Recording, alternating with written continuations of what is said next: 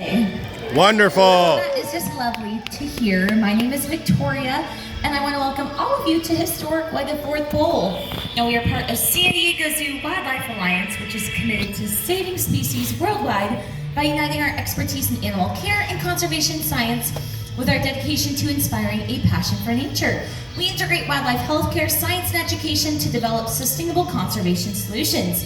Now today, some of our wildlife are going to represent some places across the globe where we're doing great work, but our first wildlife ambassador has a very important role all across the globe that we can't place them in just one of our conservation hubs around the globe. So we call them our One Health approach to saving species worldwide. Because the health of people, wildlife, and the environment are all interconnected, and our planet can only thrive when all life thrives. So our first wildlife ambassador is the canine. Now, dogs and humans have a very long-lasting bond. They help in military, missing persons, they're our companions, service animals, but they also help in conservation and research science. So during the Australian wildfire several years ago, we teamed up with our Australian partners to deploy a team of koala dogs. These dogs use their hypersensitive smell to locate injured or isolated koalas. So because of that conservation effort, we have our own demonstration, but I want you to know Elvis was not one of those koala dogs, and you will see why. So without further ado, I'd like to welcome out Elvis. Elvis, there he goes. Elvis. So Elvis here is looking for a particular lemon scent on a stuffed koala. Now, he's not looking for a real koala because, well, you will see why. Oh, I don't know where it is, but I feel like I'm blocking it. Oh, you pulled it right out of that tree.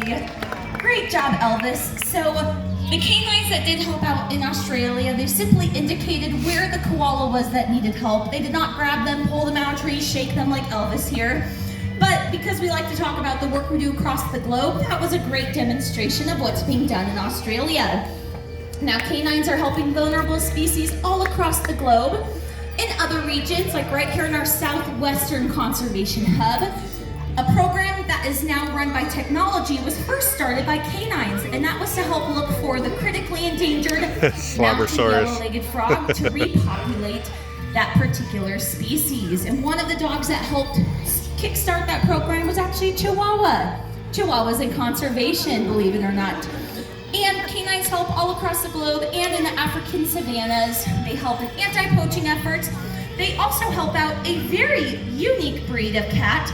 So Elvis has a very important job here, but before I can talk about his job, we're gonna swoop on over into our African savannas hub. And now is the time I ask if you're coming in, please take a seat at the top. Our next wildlife ambassador cannot come out if people are walking down the steps. So, coming up next, representing our African savannas, is one of the species we like to protect and preserve. Oh yeah. She is Elvis's companion, and look, here she is. This here is Ilangha, our South African cheetah. Oh, flexing those nails. Okay, so what are cheetahs known for, everyone? Speed, that is correct. You all know that about this beautiful feline. So they are the fastest land mammal on planet Earth, reaching top average speeds of about 70 miles per hour. Even more impressive is their rate of acceleration, 0 to 60 in just about 3.4 seconds. Now you may get a close look at her, but again, thank you so much everyone for staying in your seats. That's gonna ensure that we don't have to run 70 miles per hour. I know, we can't. All right, so being the fastest land mammal, they are entirely designed for speed. Nothing about that frame is designed for power. So starting with that small aerodynamic skull, the skull is dedicated to the nasal cavity. They need to be able to breathe, to oxygenate their body. Very different from many other felines whose skulls are dedicated to the jaw. So again, sacrificing power in order to go fast. Now those stripes on her face, we call them Serengeti sunglasses. They're actually called malar stripes.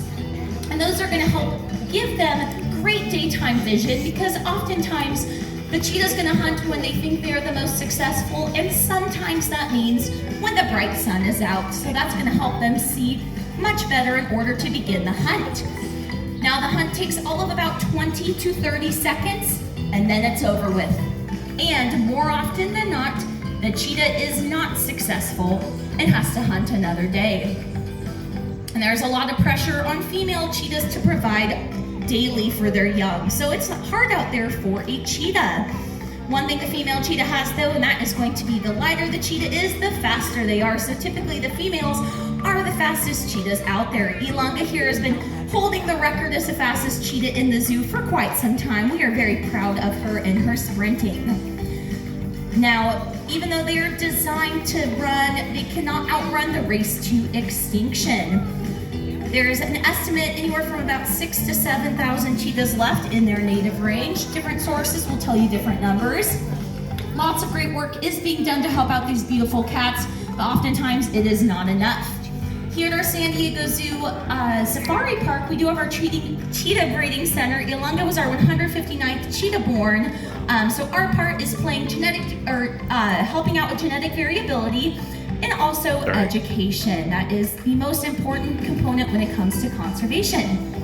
Okay, well, it looks like our dynamic duo took off, but that was Elvis and his companion Ilangha. Thank you to all for helping her stay out there nice and close to you. Okay, I'm gonna pass you on over to my friend Raina now. That's what I figured. Raina. For Victoria one more time, everybody.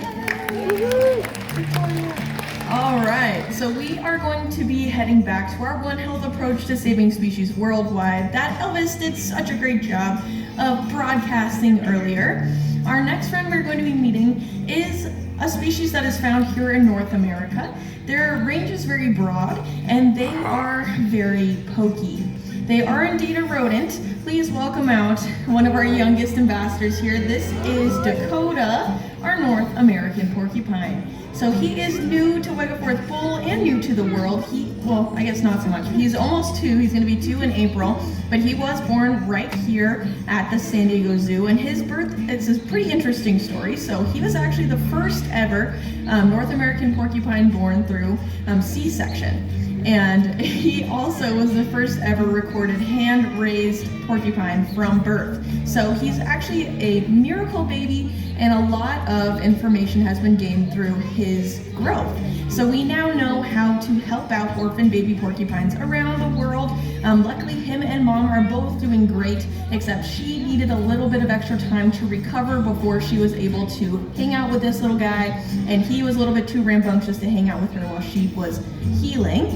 Because of that, his mother decided she wanted some alone time, and because of that, our amazing NACU team stepped in and he was raised by them, and they did a great job. And then he came to live here at Beckworth Bull, and he is maturing into the most amazing little ambassador. He is a North American porcupine, like I said, so found throughout North America, all the way up into near Alaska and the heavily wooded areas over there, and even down close to Mexico as well. They are primarily arboreal, so hanging out in the trees most of the time, and that is where these little claws come in handy to help them climb. You might have also noticed that he does have a tail back here that he uses as a fifth appendage to stand and kind of lean back on like a kangaroo, and that does also come in handy when they are climbing trees. They are covered in about 30,000 quills, and these quills are located underneath the guard hairs you can see that makes them look really fluffy, and all of those quills are going to be underneath. And that is how they protect themselves. Being a rodent, they don't have the best of eyesight, so they can't really see what's going on as well as other animals might be able to, but they do have these big old noses that they use to sniff and find their way around the world, and their little ears as well to hear. But that is why the quills are so important for them, because they are going to be using those to protect themselves. They can only move about 2 miles an hour top speed, so if you can't get out of the way of a porcupine, I can't really help you there, but predators definitely learn very quickly not to mess with them. They are what's called precocious young, so they can protect themselves from a young age. They can climb trees very quickly after birth, and their quills start to harden immediately after birth as well through oxidation, because they are born with all their quills, but they're not hardened yet. So that is how they start to protect themselves when they are itty bitty babies.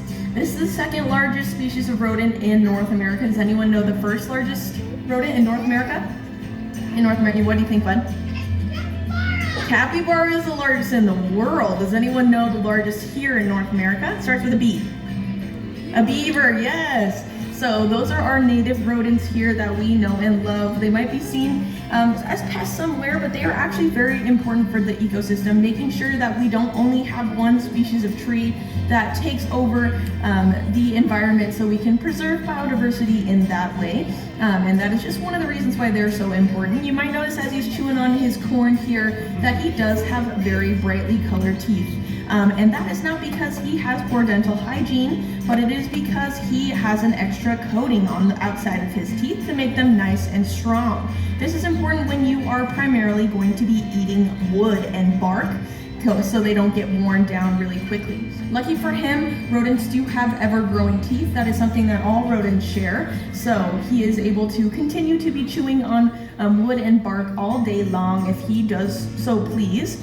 They are often found in places that get really cold, and so that is one of the reasons why you might be able to come in contact or see one of these guys if you're from a place where it gets chilly. Oftentimes when it gets snowy out, we'll put salt on the ground and that will make this snow go away. But during certain times of the year, these guys can get a little bit nutrient deficient in certain vitamins and minerals, so they'll come down and start eating the salt off of the ground. And sometimes they will chew on people's car tires if they have salt on it too. So they can get a little bit pesky, but they do have very important jobs to do like all other species do. So that is just one reason why we should always be looking out for our little buddies here in North America. Now that he's finally done with his corn, we'll see if he wants to come on back. What do you think, bud? You want to turn around?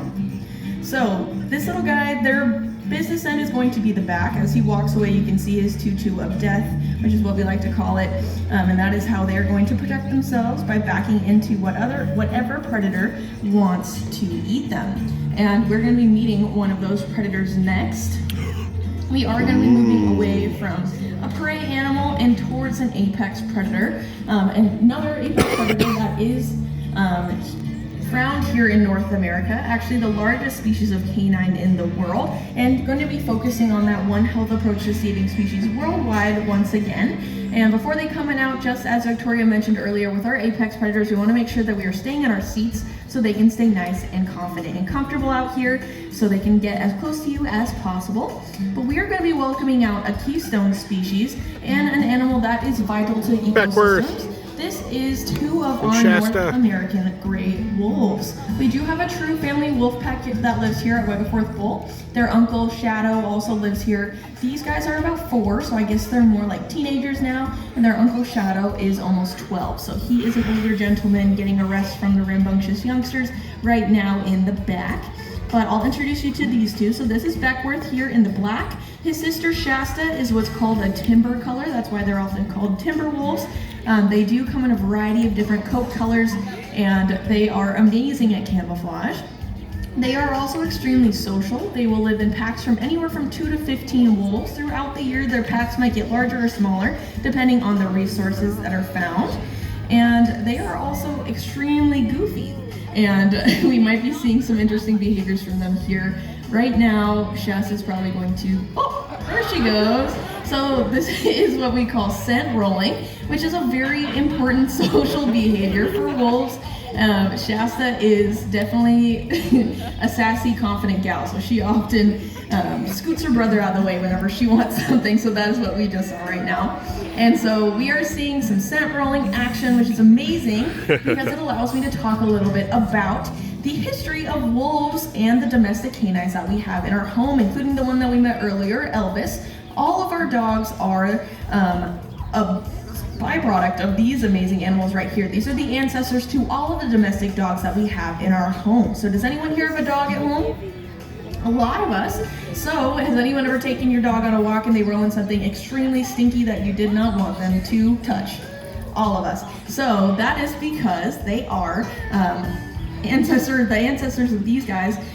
So they are very closely related to them genetically, and they have preserved behaviors that they would do in situations that they don't quite understand. Of course, domestic canines have been domesticated domestication started about 25,000 years ago, scary. and because of that, they now have a different kind of hunting system, which just kind of includes asking and begging for food from us, which is really cute. But these guys are what we see as being way more kind of dynamic in their hunting abilities. So like I said, they are going to be hunting in packs, and this scent rolling behavior actually has a very important reason behind it when it has to do with hunting. So they are going to roll in something extremely stinky so that they can put on a disguise or a mask so they can sneak up on their prey, because their prey animals do also have a great sense of smell. So this allows them to sneak up on their prey just that much better. Another reason behind it is going to be the social aspect. Very graceful.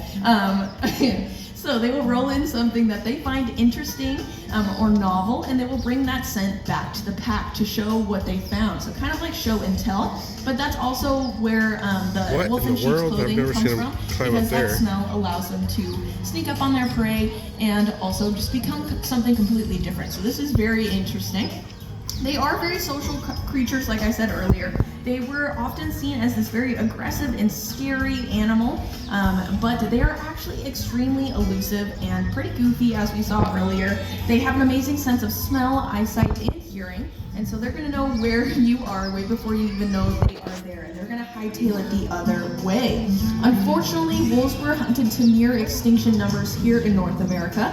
About 500 years ago, when people made their way over from Europe into an ecosystem that was already kind of set up, they decided to try and get rid of the wolf, as they were seen as animals that were competing for our resources. But we now know how important they are for the ecosystem, as they are keeping everything together from the tippity top, making sure that their prey populations do not blow into astronomical proportions, and making sure that endemic plant species have the ability to grow, and beavers are able to eat food and have resources to continue to do what they do best.